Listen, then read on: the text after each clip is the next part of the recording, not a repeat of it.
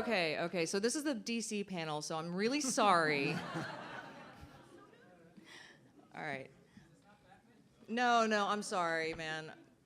But we can totally hook you up later. So my name is Jamie Jones. I am the director of comics programming here at MomoCon, and I also own a comic store in Tucker, so if you're local, come check me out, Infinite Realities. But we're not here to talk about me, which is, strange for once. But I saw a movie, and it was amazing, and I wanted to talk to some people who had a lot to do with it. And so I would love to let them introduce themselves. Right here we got Jim. Hi, my name's Jim Mahfood. I draw comic books. I'm a freelance illustrator, and I did pre-concept and character design on Spiderverse starting in 2015 and then working up until basically the film came out. So. Awesome. This is Rico. Yeah, and Rico? Hey, I'm Will you tell us Rico. what you did? I'm Rico Renzi. I'm primarily a comic book colorist and designer. The stuff I did something at the beginning of Spider-Verse. I did some stuff where someone would send me pencil art of a Peter Parker costume, and I would make it spray painty and milesy, and then I did a comic book in the movie that they showed when they introduced Spider-Gwen, because that's mostly what I'm known for, is Spider-Gwen. So we got to do some stuff for that. Oh, yeah. And last night there was a Marvel panel, and Donnie was saying that the colors were yours, and just that movie is just totally wiped in your colors, dude. Like, It's hard to argue. You can claim it. Don't be too humble. You can Yeah, claim no, it. dude, own it.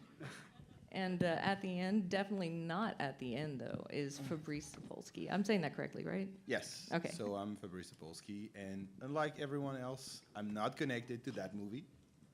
So, but I'm the co-creator of Spider-Man Noir. So, yeah. And I'm an illustrator and writer and an editor at a company called Humanoids. So I do a lot of things, and I breathe comic live night and day. Oh, yeah. So what was it like, Fabrice, seeing, Spider-Man Noir come to life on screen? I mean, he's already alive in the comics, but especially to have Nick Cage voice him, how was that? Okay, I never got this question before, so it's not like I haven't answered it. It was a surprise because Noir was one of the characters that was revealed among the last ones. Yeah. I think it was back in September or August of last year, and so it was like, oh, interesting. So Dave Hine, the other co-creator, and myself, we were wondering if Spider-Man what would be in that movie, since it was always featured in every video game and in every incarnation of the Spider-Verse. And it's funny people don't understand it now, but the term Spider-Verse didn't appear before 2014, before there was an actual crossover called Spider-Verse. Before, it was just a bunch of spider people from other dimensions hanging around, sometimes together, most of the time alone, and they were not connected to each other. And what Marvel did in 2014 was unite them in a crossover, in a story, and that became the actual Spider-Verse. But yeah, I mean, I learned just like everyone else through the trades, and it was like, oh, Nick Cage, interesting. And obviously, he's the biggest name in the movie, like the biggest name that people know in the movie. So as a voice actor, so really good. I feel like they really knocked it out of the park with that casting. That and John Mulaney was amazing. Yeah. Yeah, like that. True. Spider-Ham was one of the best ones. But Have you yeah, ever thought about and you're who right. you In the cast? comics, the Spider-Verse has an entirely different storyline. But what kicked it off was a 5-issue miniseries called Edge of Spider-Verse. And the first one was Spider-Man Noir. Yeah. And the second one introduced a character, and Rico worked on that one, and that was the first appearance of Spider-Gwen. It's all you. Oh, I have a question. yeah. So you color the original Spider-Gwen comic book? Yes. Robbie Rodriguez is the artist. He's incredible. Yes. He's our buddy. Yes. Jason Latour is the writer. He's our guy. Did you come up with the color scheme for Spider-Gwen, or was that Robbie It was all of and us. all of you guys? I mean, usually the writer of a comic is not a great artist, but fortunately Jason. Yeah, you got Jason is. Jason. Latour yeah. is. Latour draws a book at Image called Southern Bastards. That's Oh, one of the Murder best Football. comics that's come out in like the last decade. I would highly is. recommend you guys all check it out. It's won numerous Eisners. Oh, yeah. It's groundbreaking stuff. 2 words, murder football. Yes. And It's barbecue. amazing. Oh, yeah, murder football and barbecue. 3 Yeah. words.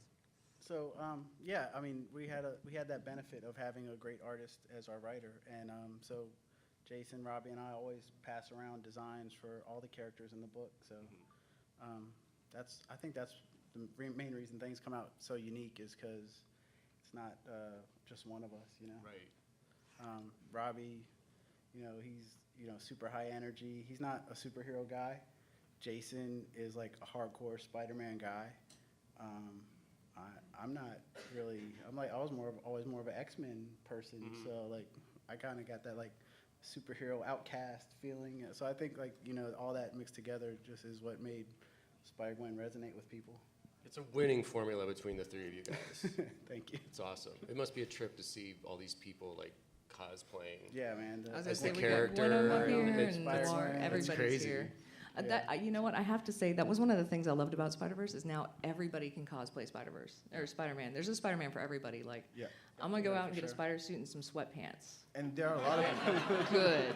there are a lot of people now aware that these characters exist. Like you go to McDonald's and like people say, "Oh, Spider-Man Noir, I know who he is." Spider-Gwen, oh yeah, totally. We still have like figures from last year. So yeah, Yeah, people know our characters. I started getting a lot more Facebook messages from high school pals who are like, moms and dads now. Like, my kid is obsessed with your character. Like, it's wild. What's the weirdest Spider-Gwen cosplay you had? Oh, I don't know.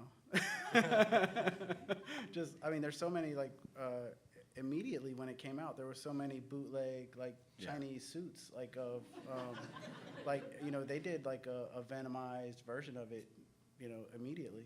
That's awesome. So it's wild, like, how many different versions. I love seeing the products that you find. Like, I think my favorite was the Spider-Gwen SpaghettiOs. Yeah, Yeah. yeah, with curious shapes. Hey, The have you weird- seen the Spider-Verse pizza? Yeah, No. yeah, Walmart. So yeah, I had one friend. He was at Walmart and he like sent me a picture of the Spider-Man Noir pizza. Yeah. It was 4 cheese. Fortunately, I like that. Okay, good, like- good. I was gonna say, did you get any input on that? Spider-Gwen No. is the all meat one, I think. Yeah, so I'm down. That's right. And Should've we been have whole barbecue. cheese, so it's cool. So Jim, I found we got some of your designs up. I've got your design here for Spider-Ham and for Kingpin. Yeah. Yeah, and you took from the Bill Sienkiewicz, right? A little Yes. The graphic novel he did in the 80s with Frank Miller called Love and War. Is that the Yeah. correct title? Yeah, and where Bill, and he's a huge inspiration of mine anyway, but he just made the Kingpin this shape. He's Yeah. just a The block. The wallpaper. Yeah, and so I thought I was being clever with my character design and referencing that Kingpin, and then I went and saw the finished movie, and it was like, not only did they use that concept, but they literally did an entire sequence, flashback with Kingpin and his wife, that is painted in a Bill Sienkiewicz Oh, yeah, no, it was style. gorgeous. So, like all of us, I went to the Portland screening with Brian Bendis. He reserved like a theater before the movie came out. He's the co-creator of Miles Morales. So to see it with him and all these comic book people in Portland and have all these blatant, incredible comic book references throughout the movie, it was like basically a love letter to comic books, to comic book creators, comic book fans. All of us were just sort of like jaws on the floor watching it with Yeah. all these crazy references and Easter eggs in the movie, little shout outs to the creators, Oh. these guys, and it was a phenomenal thing to experience. you Yeah, know. because they had. I went home last night and rewatched it. Nice. because I- Preparation. oh yeah, no, I mean it was the hardest prep ever, right? But no, it was fun to see. Like I paused and you could see Bendis's name in the cell phone, and like you and Latour and Robbie came up on the thing, and Fabrice. Nope. No, I was gonna say I Nope. didn't see you. Nope. And I was not. that's nope. boo. We're gonna correct that for Yeah, the second movie. Yeah. We'll Rage. have to correct that. Yes. But I did kind of watch through the credits, and I know you said like Sanford, they had done some designs with Sanford Green. Is there anybody else that you know that they had talked to? I mean, because there are so many art styles in that book. Like, again, if you're a comic fan, you see something, you're like, oh, I know where that came from. That. Yeah, I mean, there was a bunch of people that we all took passes on things, and I mean, it sucks because we didn't get actual credit in the movie. Most of the people in the credits are all in-house Sony people. If they would have listed all of our names at the end, the credits would have gone for like an hour, because after seeing the movie, I was like, this is the work of like hundreds and hundreds of brilliant people. So just to be part of it and be brought on in the beginning was great. When they hit me up, I was originally doing character designs for just Miles and Peter and stuff, and then they sent me the second list of like, we're also gonna throw in like Spider-Ham and all this crazy stuff that I was like, how are they gonna fit all this into an hour and a half movie? Like, they're going this deep, they're putting Spider-Ham in it. This could either be terrible or like the greatest thing ever made, and it turns out it was the greatest thing. Well, yeah. So So I hadn't. The older I get, the less connected I feel to animation, unfortunately, and it's sad. And I still love it. It's a great art form. I just finished like blazing through My Hero. I'm happy with that. But I hadn't seen one in the theater in a hot minute, so by the time I'd seen it, everybody had told me how good it is, and I'm sitting there and I'm like, oh no, everybody's overhyped this to me. There's no way. And they did that first like color scratch and the comics code. I was like, all right, it's worth it. But what got to me is just the animation step up. It feels like, I wonder what the people who were doing animation when Akira came out felt like, because I feel like this has stepped up the game. So, Fabrice, I've heard mumbling of a noir movie. Am I right? Am I wrong? Have you heard of an animated Of a noir? what? Noir movie, a Spider-Man noir. I don't know anything about it. Really? Yeah. Okay, I so mean, we'll start a petition. Look, this is how things work. When you are doing work for Marvel Comics, you're doing work for Marvel Comics. Things are separated, and especially with Sony. And I had this conversation with David Bogart, that is the managing editor of Marvel Comics. And he was kind enough to invite me to the Spiderverse premiere, and I went. It was early December. And after the movie, I said, well, my name is not in the credit, and other people who were like connected to those characters. I mean, the guys who created the Penny Parker, they were not even in the credit. Also, Dan Slott, who wrote 10 years of Spider-Verse itself, it was not in the credit either. So I asked him, why don't they put our names in it? And he said, David was like very open. He said, well, this is Sony's goal, and Sony they have the master license for the movies. So whatever they do, it's their choice. We can tell them, but they don't have by contract to do it. And Jim is right. If they start putting every name, it's going to be a 10-minute credit roll. So I understand that. But the important thing is not that. The important thing is not to be credited or to be informed. The important thing is that when a character that you create becomes everyone's favorite, this is great. This is like, it's now not just a character that we create, it's a character that people love. And the many people can love it, the best it is. I still think we should fight for a 10-minute credit sequence, because then we could get like a whole new soundtrack from Spider-Man. Like, that's true. because I would do another Spotify list, another Christmas album. I like that.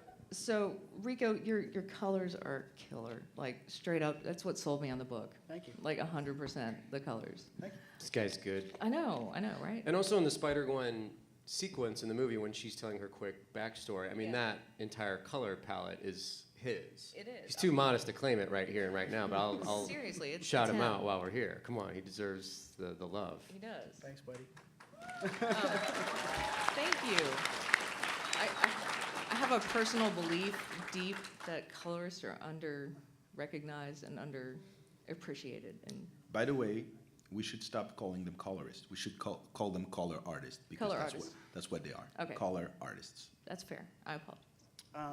I mean, part of what you're seeing in Spider-Verse, is a love for, like Jim said, the love of comics and a love for the people that make them, because the way the producers of that movie embrace our team and me, Phil Lord, one of the writers and producers of the movie, he told me, like, reading Spider-Gwen, like, opened his mind to how comics could look, like, in a different way. He said he had never seen anything like that, and it kind of unlocked some stuff for him to, proceed with the movie. And, that, I mean, I started crying when he told me that. Like, he was hugging me at the premiere. Like, That's awesome. It was, I mean, I won't forget it. It's like a once-in-a-lifetime thing to have something you made, you know, reach that many people, so.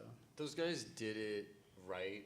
They Yeah. did their research, which is rare for super mainstream corporate entities. Like, Yeah, that was the shocking thing about seeing the finished movie is I was like, oh, Sony took every chance and went in an experimental direction that could have failed spectacularly. Like, most corporations do not do that, and I think that a lot of their recent movies haven't been successes, and so with this one, they were like, we're just gonna totally go for it and make the most bugged out thing we can make, and Yeah. hopefully it will resonate. And visually, it's like you were saying, it's a groundbreaking step forward that will Oh, yeah. change the game of animation. But at the same time, the characters in the movie are characters you love and care about immediately. Oh, most certainly. So without the story and the characters being so appealing, Mm-hmm. the visuals are great, but I mean, I brought friends that didn't even know there was a Miles Morales Spider-Man or any of this Really? kind of stuff. They just went into it as a movie. Yeah. And they walked out like, this is the coolest shit I've ever seen. Well, like yeah. what, like there's a mixed race Spider-Man? Like what, this is awesome. Yeah, I feel like the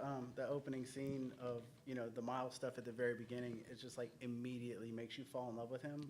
Like trying to sing? him singing Oh. and hitting his throat with that little marker. You're like, Yeah. oh my gosh, this kid. Like, I We've love all him. done that, trying to hit that high note. Yeah, it's just nice little touches all Oh, throughout it. no, and it's, I have to say, like, for, like, Marvel cinematic stuff, I'd always like, oh, Tom Holland's got it, best Spider-Man ever, best Spider-Man. I was like, no, Miles. Tom, you're good, but I want Miles. Yeah.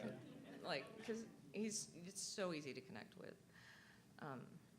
Blow my mind. So, yeah, no, I cried, too, if Yeah. that makes you feel any better. Yay. I saw it by myself in a theater full of children, quietly crying, thanking God no one I knew was there. Yeah. But yeah, so you got to see it with Bendis, and you guys got to the premiere, right? Yeah. Mm-hmm. How was that? How was the energy at the premiere? What was that like? It was very Sony, Sony energy. Yeah, I don't I- know what you thought about that, but like they were screaming in the theater. Really? Like, especially when their name appeared in the credits. Oh yeah.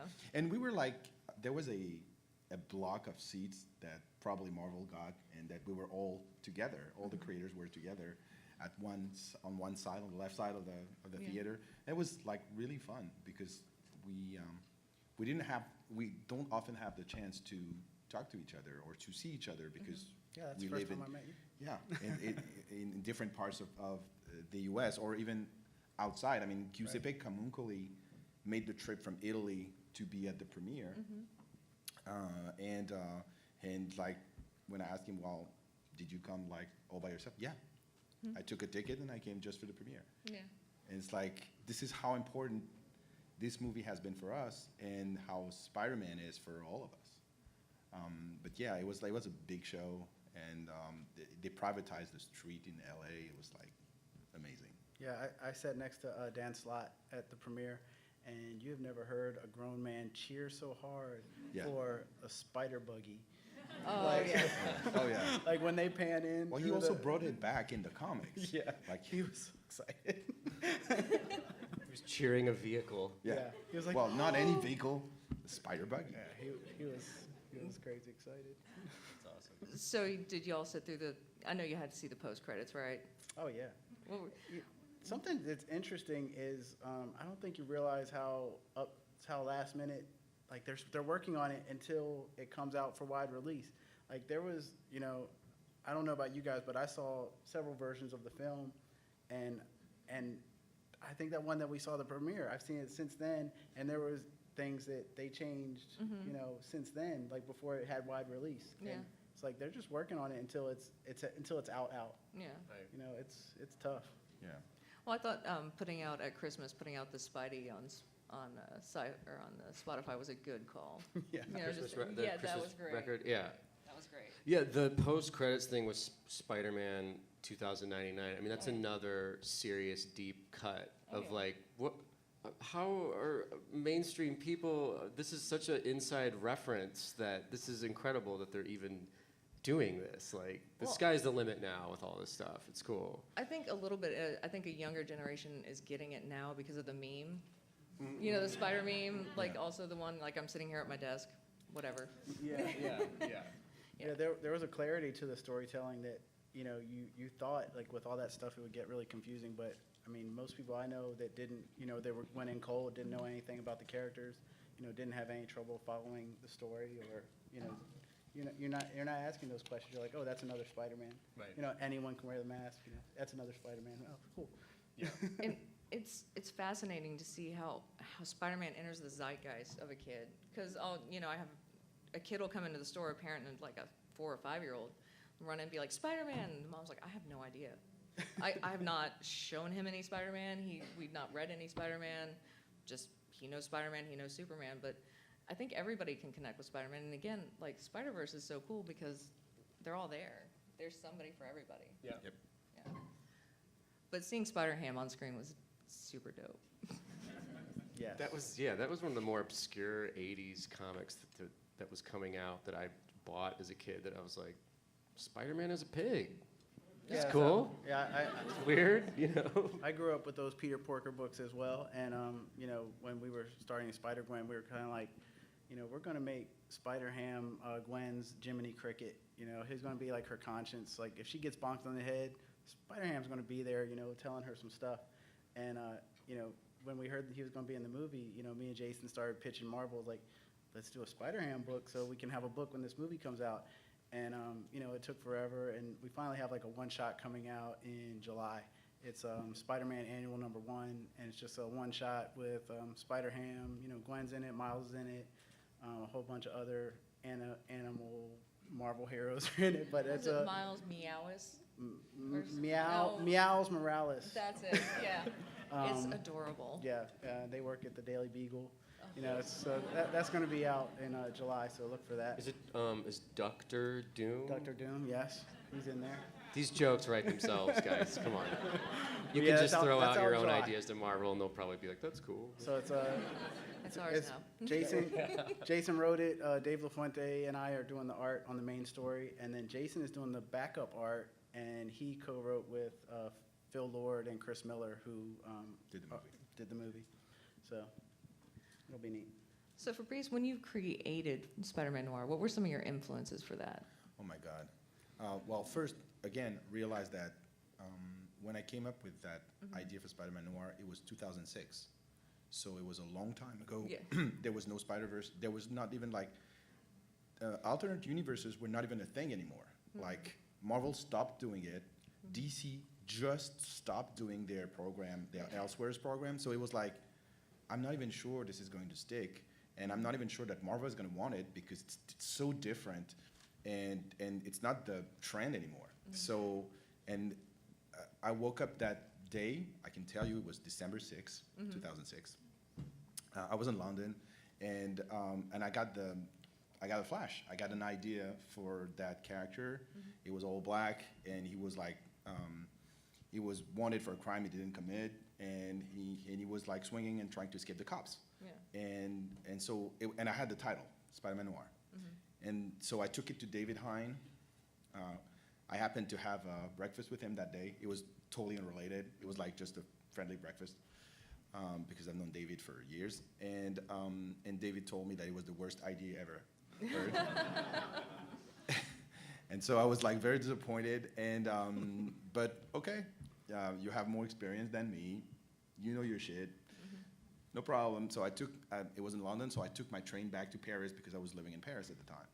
I took my train back to Paris, and remember it was 2006, and there was no iPhone. It was very hard to get your emails while you were like in transit. So when I came back home, I opened my email and I found a very, very long email from Dave saying, wait a minute, your ID stuck with me all day, and I thought about it, and we can do it if we put some more pulpy elements, and like if we do this and do that, and decided, okay, now we can talk. And we started developing, and that's the magic. This is where the magic happens. It's like I go to New York a month later for totally different set of activities, and I meet with then marketing manager at Marvel, Jim McCann, and who's now a writer and novelist. And at the time, I take him to lunch, and I say, Jim, I have this idea. What do you think?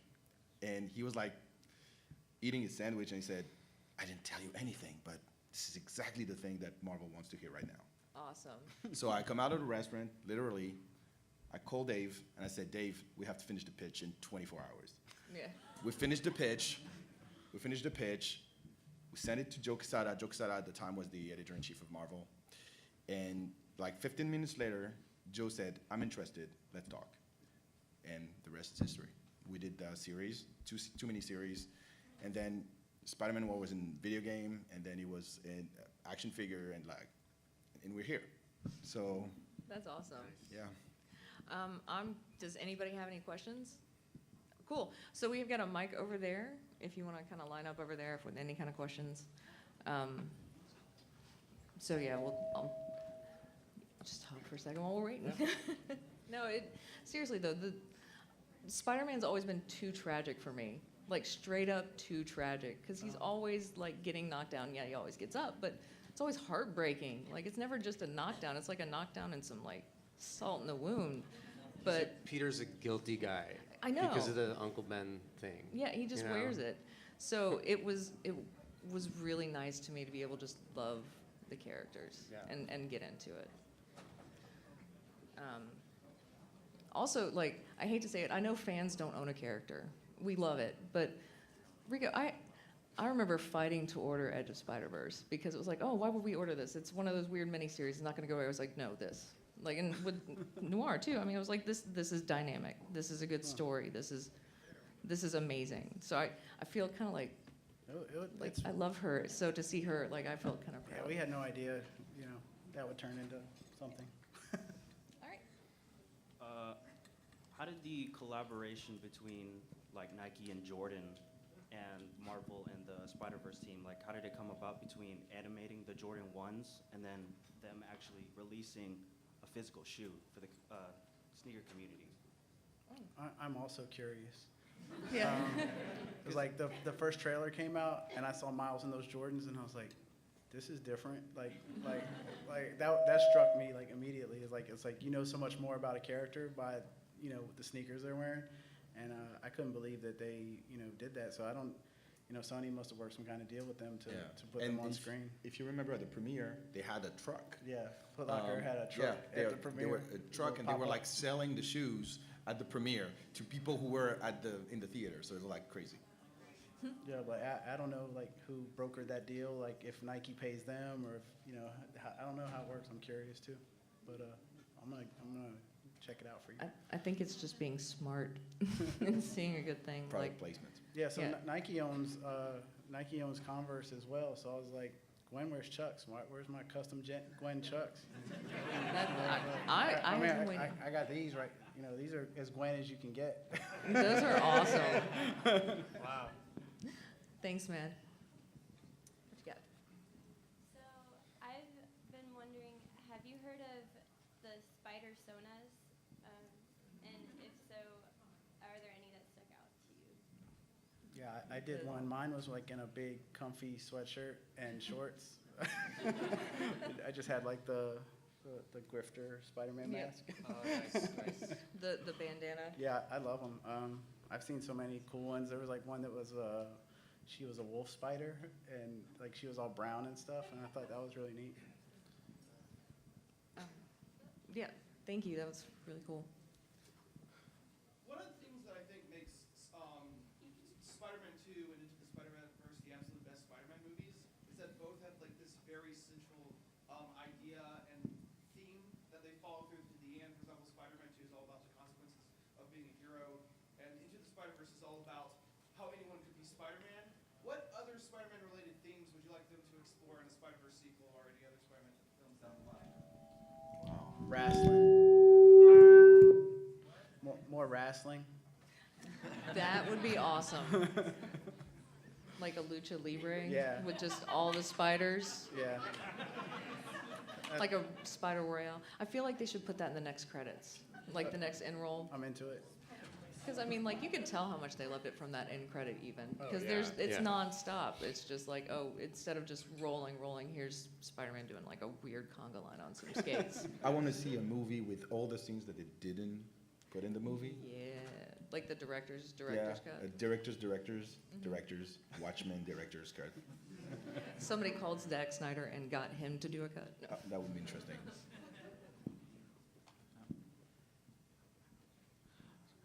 What is your guys' favorite part in the movie, like in comedic parts? Like favorite comedy parts of the movie? I love me some Spider-Ham. Yeah. I love the Peter's Aunt May's shed in the back that turns into the ultimate underground fortress. Like that was not in character at all with the Spider-Man comics. I grew up as a kid, so seeing Spider it Cave. done that over the top, it's like, this is genius. This is fantastic. And then the references like the spider buggy in there and Yeah. the costumes and all that just expanded the whole universe and the character for me. Also seeing Miles spray painting with like Oh.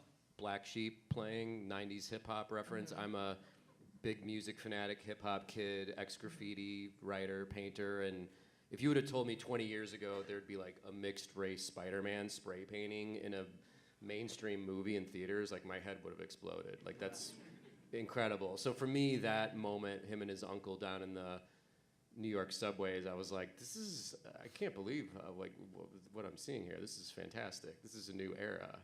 So that's my favorite So stuff. when I saw the Gwen parts, you know, she had that shaved Oh. side of the head, and I was like, I guess that's cool. You know, that's not our thing, but you know, whatever. But then when I saw the movie and you know the cringy, like stuck part, I was like, I love cringy humor, like in general. So like that whole thing where they're in the principal's office and she is so mad. Oh, yeah.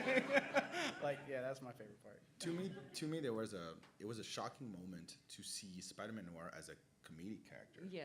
Because the comic, if any one of them have read the comic book, it's pretty dark. It's pretty dark and violent. So you see that character, and they toned it down for the movie, but they retained the personality. So it was like a surprise to see a character that is like so dark being so lovable. Yeah. I have to say, I love the bread scene. Just the speech about the bread where he's talking to Mary. Yeah. It's like, With I'm Mary Jane. so sorry, I Yeah. wasn't there for the bread. So this is by far the biggest panel that I've been to. Like over 1,000 people scheduled this on the app almost. Wow. So how does it feel for both you, for all of you guys, and also the crew for Spiderverse in general? How does it feel to know that your creation has touched the lives of so many people? Humbling. Yeah, it's so many people like, you know, worked on a movie, and like it's like you see your little part of it, and it's just like really, it's like you're cheerleading for each other and like encouraging each other. I mean, that's what comics is anyway. And you know, when you work on something that big, like working on a comic, it's like you kind of know what it's gonna look like when it comes out. But working on a movie, like Jim worked, like you know 4 or 5 years ago, he was working on a tiny part. You know, he didn't even know his part was gonna be in it. And it's like you're doing all these parts, and you're like, well, the movie, like it could go either way. Like when you go see it, and to go see it, and to almost feel like you didn't even do anything to it. You know, it's like you feel like you can watch it objectively and decide whether it's good or bad because you had such a small part because so many people work on it. So it's like I feel just like you. Like when I saw it, I was just like, wow, this is amazing. Like they did a really amazing job of pulling all these like different elements together into this one, cohesive, heartwarming, hilarious, action-packed movie. So it's like, it's awesome. If you can sum up in one word, I guess it would be love. Yeah. We all love that. Everyone. And everyone love and respects the characters and the audience and the creators. And so now let's pray. Yes. Well, Well said. it to me is one of the best, it may be the best comic book movie. If only Agreed. just because it touches every theme, you get everything, you get the heartbreak, the love, the fight, everything. And just the art style too. It looks really cool. Just the beginning credits, like you were saying, when Yeah. they show the approved by the Comics Code Oh, yeah. seal. I was in a theater with all comic book people Oh. at this private screening, and when that came on the screen, you could hear people like, "Oh shit, oh," Yeah. and then the movie starts, and it's like, "Oh, you're opening up a cover to a comic book, and this is an animated comic book. This is Yeah. the experience you're having." what an incredible like love letter to the culture and the fans and the people. And after the movie, I mean, all of us were like hugging and high-fiving each other. Yeah. Bendis, who's a guy who like talks a lot, Yeah. who will never shut up, was like, I'm speechless. Really? I'm speechless, dude. And I just gave him a hug, and I was like, I'll see you later. You know, like that. Thanks for inviting me. But it was like that level. You That's know, awesome. very cool. Hi, I was just wondering about some of the color palette choices that went into Spider-Gwen specifically, because Spider characters have traditionally had a very simple color scheme. The two-tone black and red for Miles, red and blue for Peter. But seeing, like, honestly, the teal in Gwen's costume is one of my favorite parts because it adds a lot of depth and dimension. I was just kind of wondering what some of the thought that went into that original design was, color-wise. So we knew immediately that we didn't want any like earth tones in the book, like no browns. Like we wanted it to look like Neo Tokyo, Batman Beyond, Akira, crazy backgrounds. So Gwen had to like stand out from that. Like if she has like a full color red suit or something, like she's not going to pop off of that background. So if we make her essentially black and white, like she'll really stick out from that kind of colorful environment. So that was the main thought process there. Thank you. Sure. Where'd that blue come from, though? Need a little pop of color, man. Okay. Was that Latour though trying to sneak in the color of one of his favorite sports teams, or am I overanalyzing that? Or There were there were that goes design deep. there were Do you know what I'm saying? designs. Yeah. Jason did submit some ideas that were more Charlotte Hornets based. that's what I'm trying to say. Very teal and purple. Okay, And I yeah. kind of shifted, into more spidery colors with the red. And, Yeah. that's my favorite color anyways, like hot pink. So, Yeah. so yeah, that's a good eye. Okay. I just know him well enough that he was like, I have to sneak in some of my home team type stuff. So I'm the sort of guy that likes to read it and then go watch it because I want to make my own opinion about things before it is set by the actor or the voice actor in this case. So my question is, who do y'all hear when you're drawing these characters, and has it changed because of the movie? I'm going to tell you who I think Spider-Ham is in my head when I'm working on him. It's Steve Buscemi. Makes sense. That's all I know about Ham. Yeah. That's fantastic. I can't top that. I was gonna say, all right, guys, let's go. No. I thought the voice casting though was Oh, on pretty much point. perfect So many good performances, yeah. for everybody. It's of course Nick Cage. I mean, that's got to be everybody's favorite, basically. But Yeah, hearing him I- say those lines and doing it in sort of a subtle, like not over the top Nick Cage way was awesome. Yeah, It's- I could it's watch a funny- whole series of. It's funny because when I conceived the character and when we wrote it with Dave, there was no way we could have thought of Nick Cage. I mean, especially at the time, he was like not in this vibe at all. But even after, like I get to draw Spider-Man Noir a lot at conventions. I never have Nick Cage voice. Oh, well, that's probably good. Yeah. Lazy, it's like, see? What? Is it more like happy and lazy? No, it's because the character from the movie is a different character from the one that I created. It's like another version. It's like another universe. And so in my head, it's just that guy with a strange coat, no Rubik's Cube, and no hat. And so it's my character is a different character. So I love Nicolas Cage and I love that movie version, but it's still a different character than the one I created. It's just like an homage.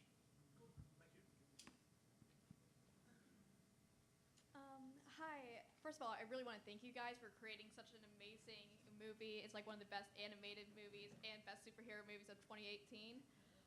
So one of my favorite things about the movie was the art style.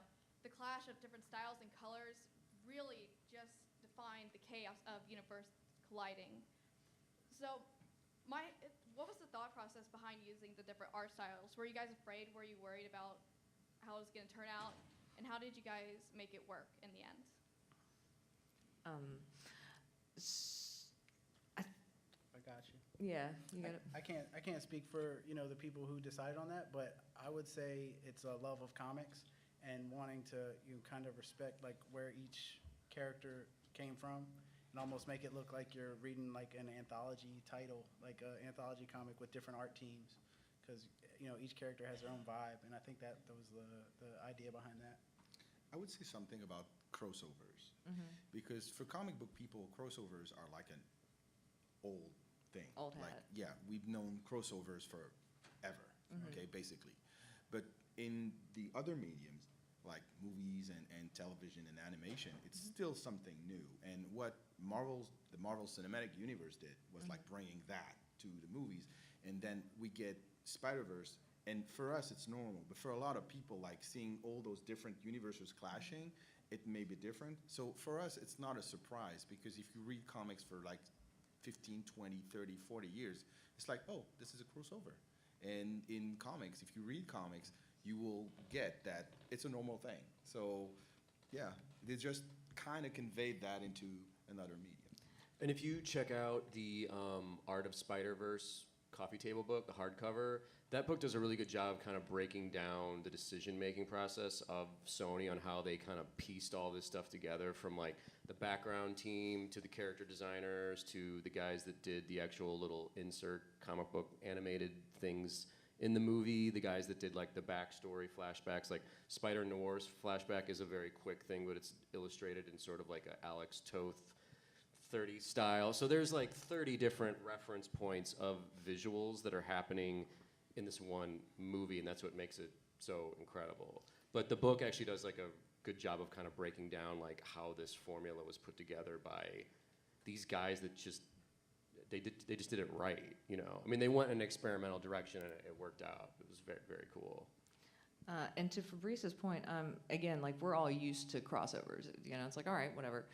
But I think to bring it to the general public, having such a different art style for each character made it a little bit easier to kind of wade into that. So it's like, oh, okay, I see that they're there, but they're not really part of that. So that was my take on it as a fan. But that's an awesome question. Hi. So jumping off that last question, what other kind of comics would you want to see given the Spider-Verse treatment? Ooh. Me personally, I'm a huge Jack Kirby fan. So he did a thing in the 70s at DC Comics called The Fourth World, with the New Gods and Mr. Miracle and all this. And it's very crazy, bugged out, psychedelic, outer space, crazy shit. And that, as an animated thing in this style, would be incredible to me.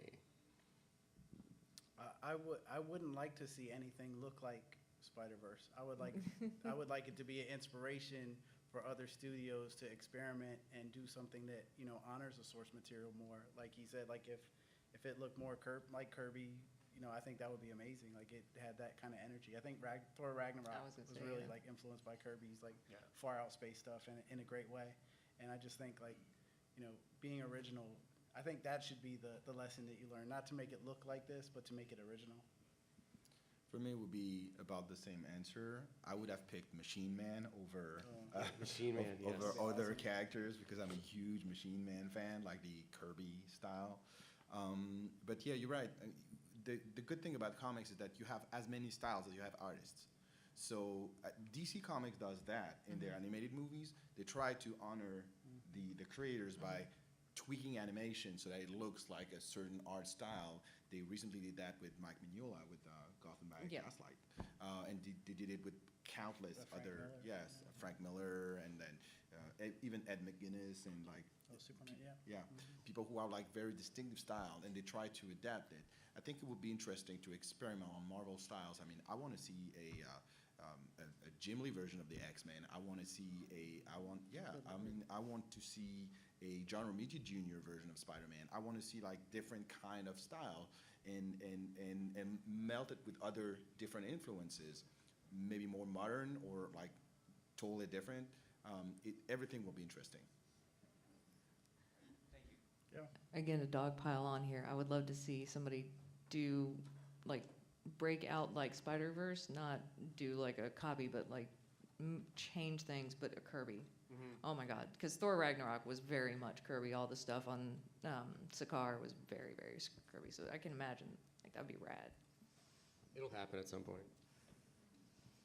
Hey, so like out of all the like great aspects of the movie. One of my favorites was definitely like the characters and like the use of action lines to exaggerate motion. So, as like an aspiring character illustrator slash comic artist, do you guys like have any tips or possible pointers for that?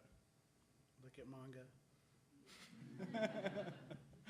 Are you saying for like aspiring artists kind of thing advice? Yeah. My main thing would be take live figure drawing classes anywhere you can, local community college or something. But I went to art school, and that is what changed the game for me for drawing, because my comics and most comics are all figurative based, drawing, you know, the human figure obviously, and that was what really gave me my education on how all that works. As a kid, you learn to draw by looking at comics, but when I got to school, it was sort of like, you can't just reference comic books for this stuff. You have to actually learn the real mechanics and anatomy of how all this works, and then you add your style and your flair and your craziness on top of that. But you have to have the academics and the foundation, and I think any animator, any comic book artist would say, learn the figure religiously, like just as hard as you can, just do it, you know.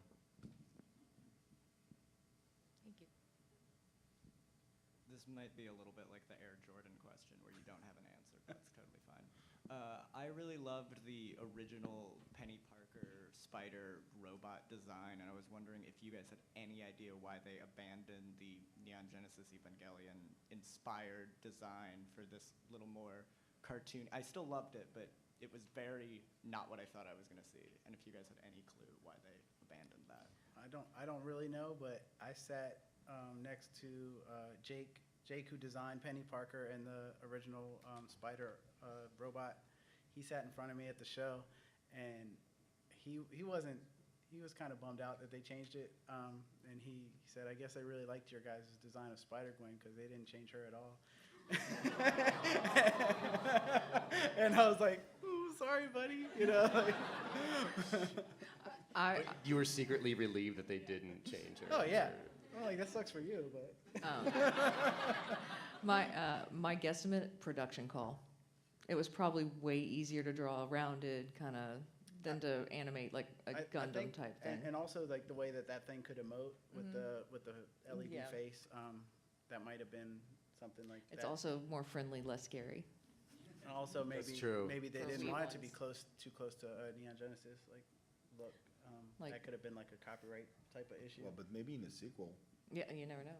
Upgrade. Right, they do have to rebuild that. Yeah. Right? Great question, though. I mean, well, that's another one. How did they not get sued for That's All, folks? Like that.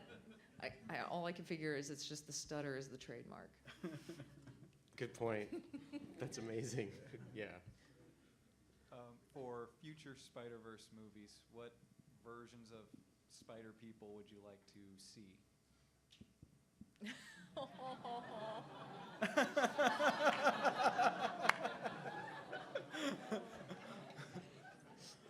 Come stand with him and get the answer. You get credit for the You question. guys can still be friends. Great minds think alike. Great minds think alike. So yeah. Oh, everyone's cool here. I mean, the Spider-Man 2099, that could come back. Miguel. That post-credit wasn't enough, man. I could Yeah. see him as part of actual full-blown movie, you know? He's great. Aranya. Oh yeah. Aranya, yeah.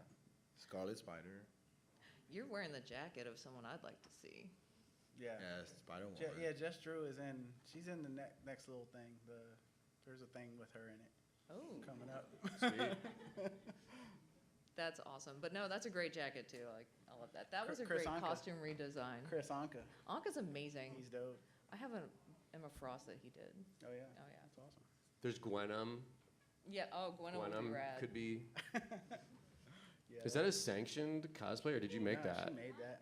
That's incredible. That's Yeah. rad. fantastic. Pretty good. That's amazing.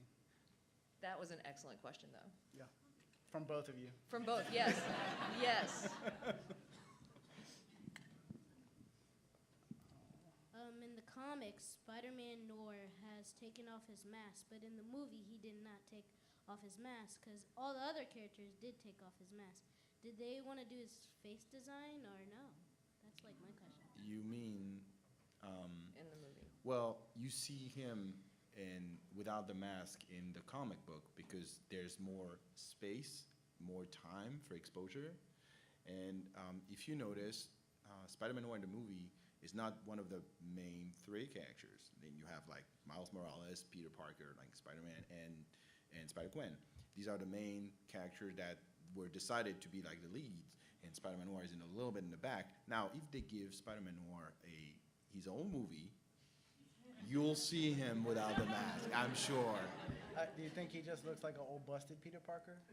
Well, there's something, I have a lot of questions about that. Have you noticed that Spider-Man Noir in the movie is taller than everyone else? And it's the same Peter Parker. How can he be like 6'5" or something? And all the others are like, they're still the same Peter Parker, but he's like taller. I don't know. More shoes, calcium? Calcium. Well, calcium in the 1930s? Okay. Are you kidding me? Was everything organic then? No. Like, yeah. Lifts. Oh, yeah. I don't know. Basketball? Yeah. Whatever. But yeah. They also didn't show Peter Porker. Spider-Ham didn't take off his mask. And when I did all my character designs, I did all these elaborate drawings of like Peter Porker, and he has the hair and everything. And also Spider-Noir, I did stuff. And then you're right. It's like you go to the movie and it's like they're not going to unmask these Well, guys. but on the internet, people are very creative. I see a lot of Spider-Man Noir without the mask, and they actually took the face from the comic and tried to adapt it into the animated stuff. That's nice. Yeah, you see that there's a Spider-Man Noir hashtag on Instagram, and you see a lot of people posting like fan art and stuff, and it's like I always look at that like it's very fascinating, like what people can come up with. Yeah. Awesome. So I just wanted to ask a very simple question. What's your favorite Spider-Man? And if it's the one you worked on, what's your second favorite? Yeah, I don't think I see Fabrice or Rico saying anything other than Noir or Spider-Gwen. Yeah, I'm Team Gwen all the way. Yeah. I guess I'm Team Noir all the way. I'm a Peter Parker classic red and blue suit, just because that's what I grew up with as a kid, like discovering the Spider-Man cartoons as a kid, Spider-Man live action on the Electric Company, which was a PBS show long time ago. Most of you guys probably don't know it. And then there was a absolutely terrible live action Spider-Man TV show that started in 1977, and it was just him with like the silver eyes, a guy in a suit, like shooting ropes as webbing. Very strange and terrible, but as a kid, that's like all we had as far as. Get at that time. Yeah, it's all we could get. And so that was my gateway into buying the Spider-Man comics, and it was just Peter at that time. And then eventually in the 80s, they introduced the black suit, the symbiote suit that became Venom. So even when that happened, I was confused as a kid. I was like, what? Spider-Man has a new costume? How is this possible? And now there's, an unlimited amount of spider people across the universe. So Until Moreland eats them all. yes. Yeah. Yeah. Sorry. So which Peter Parker is your favorite Peter Parker? Oh man, whatever is the original comic version. I guess in the movie it's the Peter B. Peter B. Yeah. The chubby guy with the sweatpants. I think MCU rules, that's Tom Holland. Okay. Yeah. That's what he grows up to. Yeah. Okay. You just want to hug him now. Yeah. I understand the sweatpants part. Dude, Just for comfort. Seriously, I'm on board with that cosplay. I just didn't have time. So I would say probably some of my favorite parts of the film were Miles' internal monologue with the text boxes, and a lot of the impacts where you can see like the impact lines whenever someone touched something or hit something. What led to that decision to keep a lot of those comic book elements in the film? I'm guessing, so a lot of those were production calls again. But I'm guessing it helped to keep the feel of the comic book, because there's also like that layer when you watch it of like pixelation. It's not pixelation. What is it? Pointillism. That looks like it's old printed comics. So Yeah. The halftone look. Yeah.